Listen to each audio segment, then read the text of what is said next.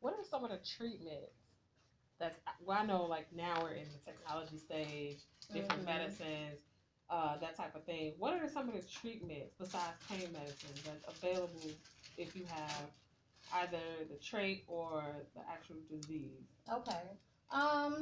It's besides pain medicine. So some of the other treatments that they have available now is to get a blood transfusion. A blood transfusion, or I can't think of the other at the moment. I can't think of it. But the blood transfusion is something that you can get, but it's, I wouldn't say it's that great, only because it builds up antibodies in the system. So once you have so many of those, it It's won't no help longer later. effective. Right, Yeah. it won't help later. It'll actually start to make things worse as you get older. Okay. Now, if you into home remedies and things like that, then you could do one of the things that works really well is taking some, nice warm or hot water, Mm-hmm. and not too hot where it'll burn your throat or nothing. But if you could take that and actually drink it as soon as you feel a crisis or anything coming on, it will actually calm that pain down. It's almost like it unsticks the blood where it can start to circulate a little bit better. You know, I've been told in the past that drinking hot water like that without anything helps With the anybody. flu Mm-hmm. and stuff like that, and Mm-hmm. and I've known it to be effective with me. So that's a really good natural remedy to try at home if you guys have that. I personally have four little cousins who all have it from the same mother. The trait. No, they have the anemia. Oh, they have so the they anemia. all Okay. like have Oh these man, things, that could and be really, really tough. yeah, and it's like really hard on mom. It is very much so. It's four of them. Oh and my goodness. you know, they have flare ups. She's in the hospital for a long time with them. Mm-hmm. Naturally, children can't take the same pain medicine that adults can. Yeah. So it's a little rough, more Yeah, rough with it them, is. and It the is. process is longer for them to come back down off the flare up. Yeah. So, what do you feel about? Because we'll go into like what they call opioids, Okay. which is generally for pain meds with people with diseases. That's right. So, what do you think about them passing the marijuana law to help with this type of thing to get people off opioids? Okay, well, to be honest, I think that would be much better than being on opioids, because opioids do more damage to the body than marijuana could ever do. Okay. Opioids affect everything from your liver to your kidneys to your mental to being actually dependent on it when you don't even. It's not that you want to take it, or it's not that you want to be addicted to it, but your body is dependent on it. Right. And then the side effects it's just ridiculous. Yeah. So I'm all for medical marijuana, especially for sickle cell. I had just recently looked up if sickle cell was able to have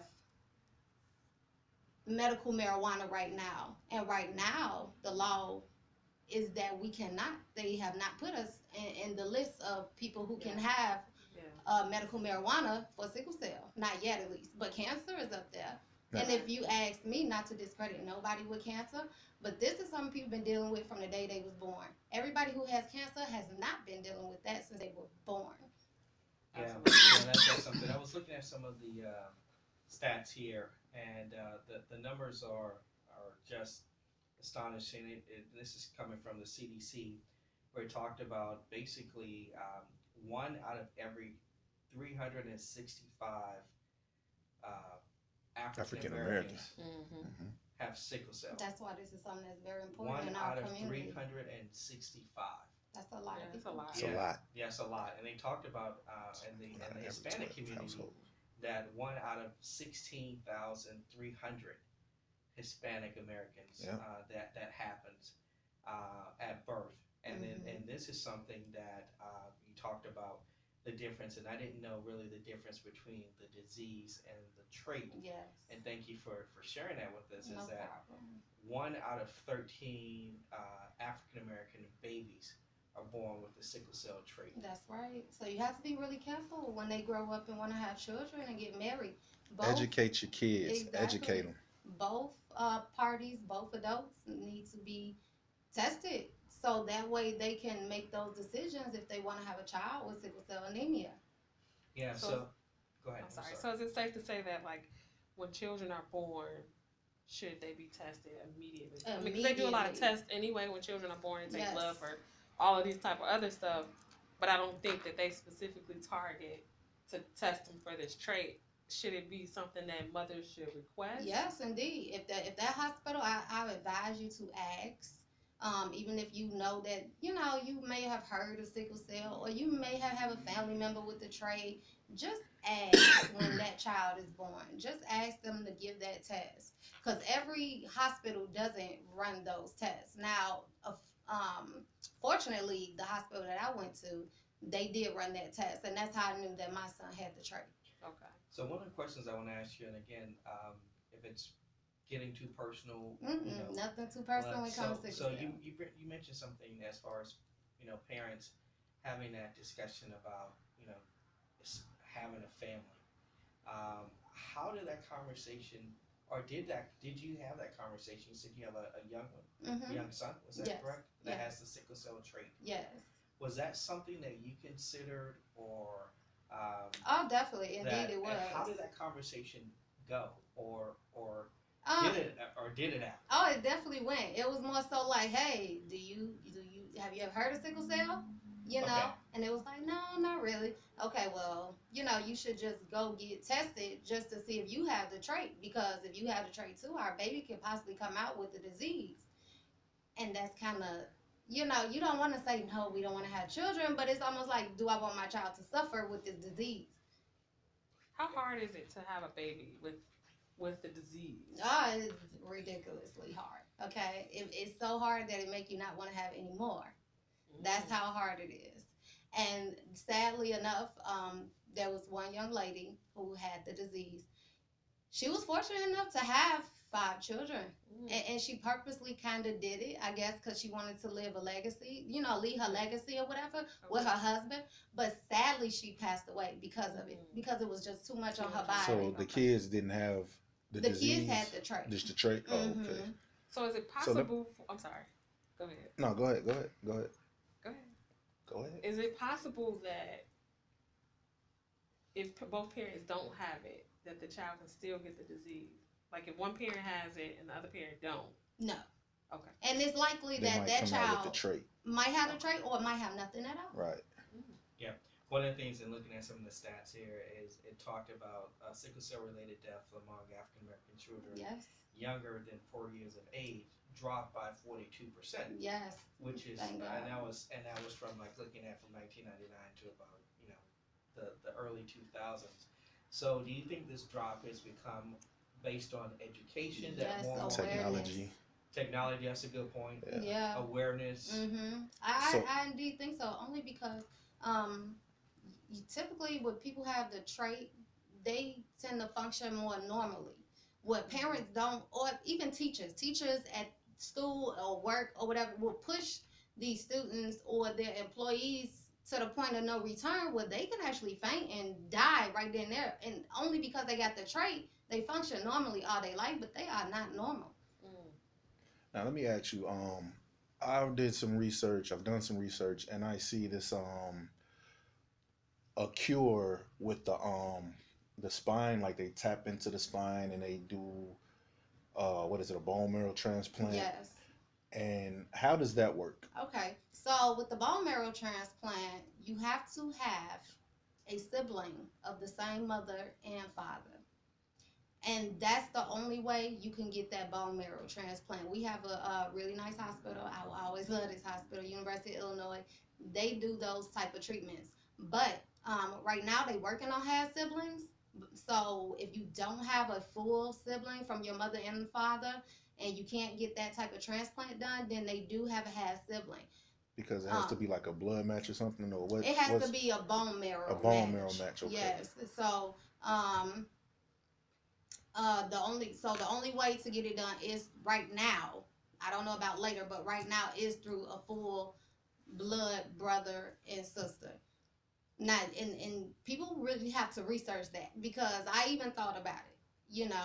My only thing is the length of time that it's going to take for that person to recover. It's almost a year for the person with sickle cell to recover, and it's not a guarantee. So I just advise everybody to do their research before they jump on that bandwagon, because is it worth, you know, your life? Is it worth you been in the hospital for maybe a year or more just to recuperate? And is it worth you going through the pain and the trial just to make it not work? If it's worth all that to you, then be my guest, do it. I say go right ahead. I mean, if it works, I mean, I would say personally, it would be worth it. Yeah. If it works, but you don't know. So exactly. That's it's a 50-50 thing. Exactly. Not to mention bone marrow is a really stressful it's and tedious. painful And it's a process. risky. It is. It's risky because, you know, they have to tap into that spine, and Yeah, that's nothing to play with. It can be scary. It's nothing to play I've heard with. that's the most painful process, just to see if you're a match. Yeah. Not for the person that needs the marrow. The Right. person that's giving the marrow. Giving the marrow is really, really painful. Like, that's a really painful process. Yeah. So, what gets you through? A few things. Well, for one, my son, every day. Just the thought gets me through. Another thing that get me through would be the Most High, God, you know, however you all want to put it, Allah, God, the Most High, Yah. That's what get me through my everyday. That's deep. That's what's up. So when you, ladies Go first. No, go ahead. No, it's your show. I'm just gonna think this thought through real It's the quick. Base Love Show. Hotspot Radio, Right, October 5th. Make sure y'all tune in. So, I guess going forward, like, what would you like to see done that you think would help people with either the trait or the disease be treated better, like where you don't have as much pain, as many flare-ups? Because I know before I was told, I used to work at a camp, Wayne summer camp, and our children with sickle cell could not enjoy swimming. They could not enjoy swimming, and I'm like, what? Yeah, this was a big too part hot, of camp, too cold. You can't and they were not allowed to do the swimming at all. The only thing I can say is people really need to take in consideration what they put in their bodies, because that saying is really, really true. You are what you eat. So if you can, everybody don't know too much about hemoglobin, but I'm just gonna get into it. But I'm just gonna give a little spiel. Your hemoglobin is your red blood cell count. Your normal hemoglobin, especially for men, is around a 13. For women, it's around 11 to 13. And for people with sickle cell, it's 9 on down. Right now, after I had my son, my hemoglobin was at a 7. That is pretty low compared to the normal hemoglobin of a 13. Through food, through home remedies, some of those, aka black seed oil. I'm sure you all heard a lot about that. I've heard a lot about that. Through some of those things, I have risen my hemoglobin up to a 9. So that feels good. And I even went to my doctor and I told him, I said, hey, he was like, you know, your hemoglobin is at a 9. And I said, really? It's at a 9? He said, yeah. He was like, I was like, okay, I must be doing something good. So I'm like, let me see if I can get it risen up to an 11. He said, I don't know about that. So the point of me saying that is you cannot always go with what the medical field tell you. Okay, sometimes you got to go out here and do your research and do the right thing by your own self and by your own body. Yeah, because you know your body better than, you know, anybody. Yes. Absolutely. So can I ask, you know, off that topic, but we're still talking about sickle cell. Is it hard for you to maintain like relationships with people that don't understand what it is? Yes, indeed. Of course. Like, how was that? It's gonna always be hard because, for one, they don't understand. They don't understand, I would say, the highs and the lows. There are some serious highs and lows. One day you could feel good. You could feel like $1 million. You could be, you know, off to the races. Next day you tired. You down. You don't know what to, you know, you just feel like, okay, I got to recuperate. I'm fatigued. People take that as, when people with sickle cell anemia is fatigued, they take it as being lazy, which is sad. And it's not that we being lazy, it's just we can't. Our body just don't function the same. Our bodies are functioning 10 times more and 10 times faster than the average person. Mm. Constantly, day and night, in and out. Like, it never stops. So that's why those highs and lows can be a deal breaker almost in personal relationships because people just don't get it. So would it be fair to say that? So is it like personally, like, is it really hard to do normal things like travel? Yeah, it can be. Would you suggest that a person with sickle cell disease live in a warm state, or does it really matter? That could be a tough one, but I would have to say a warm state would probably be best. Okay. Not like humid warm, dry heat warm. Dry, something like Vegas or Nevada. Yeah, like that. Arizona, something So, dry. is it safe to say like you have less attacks in the winter versus the summer? No, they kind of come with the season. So it's like whenever the season change and that air starts to change up, your body also try to adjust. So basically, it doesn't matter if it's warm or cold as long as it's the same. Yeah, it's year like round? it has to be about the same all the Year time. round, okay. It has to be comfortable. Okay. Like you can't jump from hot to cold. Just like this past summer, it was really, really hot. And we reached highs of like 90s, late 90s that we reached. And so, you know, outside is hot and humid. But indoors in people's houses, they had an air on. That can really cause a crisis. It can cause a crisis. I even had pneumonia. I was about to say, that can cause colds, fevers, all type of everything. Like just those quick, you know, lefts and rights and weather can make the highs and lows in sickle cell. What about like airplanes and Now airplanes and stuff? Now this is where you have to be really careful. I would say there's something where you have to talk to your doctor because a lot of us with sickle cell can have pulmonary embolisms. Now pulmonary embolisms are blood clots in the lungs. So you have to be careful about that. And I would say for anybody with sickle cell anemia traveling, that has to have pain medicine, it's best to go to your doctor, you know, and make sure you have enough medicine before you even leave to go wherever you are, just to be safe. It's better safe than sorry. And you don't want to have a crisis somewhere you don't know those doctors. And people with sickle cell actually has a bad rep for seeking drugs. So that's what's sad. And then, I mean, it's sad, but it is kind of ironic because it is something that affects the black community more than anything. So it's already bad enough the black community already have a stereotype on them. So when people with sickle cell, hey, you know, they out of town now and they need to go and seek medical attention, they may assume you're just seeking drugs just because that's the way they treat you. Wow. And you need that That's pain medicine. It is very interesting. If y'all don't mind, I can share a real quick story. Real quick. So, when I first moved back to Chicago, I had a doctor.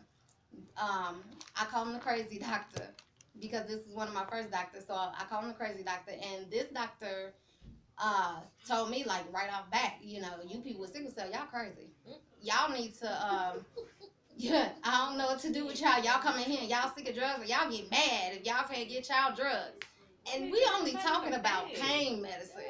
Yeah, but it's like, you put us on this for one. Not saying that I'm one of those type of patients, because I'm not, but it's like, dang, you're going to assume that all of us is like this because of a few incidents that you had? Absolutely.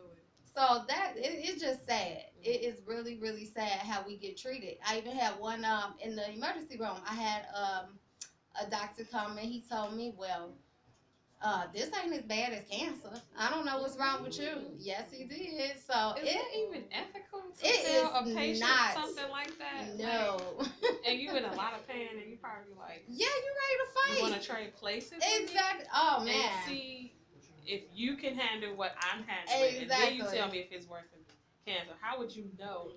If you don't know, right? Right. Either way, how would you know? Mm-hmm. Would you say that having sickle cell anemia affects you mentally? Yeah, definitely. Again, those highs and those lows. Sometimes you get those highs like, I could do anything. You know, I could do this. I could raise my kid. I could work this job. I can do anything. And then you have those days where it's like, oh my God, you know, what can I do? Can I work this job? Can I watch these kids or this kid? Can I raise kids?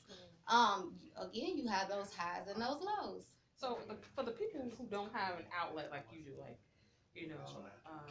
with God, and then you have your son that gets you through. What do you think that there's a high suicide rate, maybe, or at least thinking about suicide because they have they just can't. They're like, I'm just ready to end it all. I'm tired of it. I can't take it. I thought that before. At least we can do this. I got to the God thing.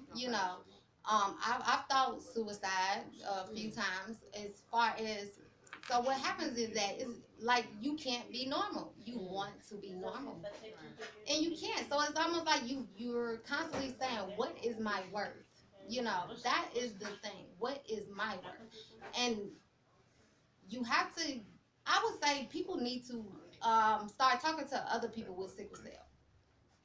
They need to get into some type of community. So would you say like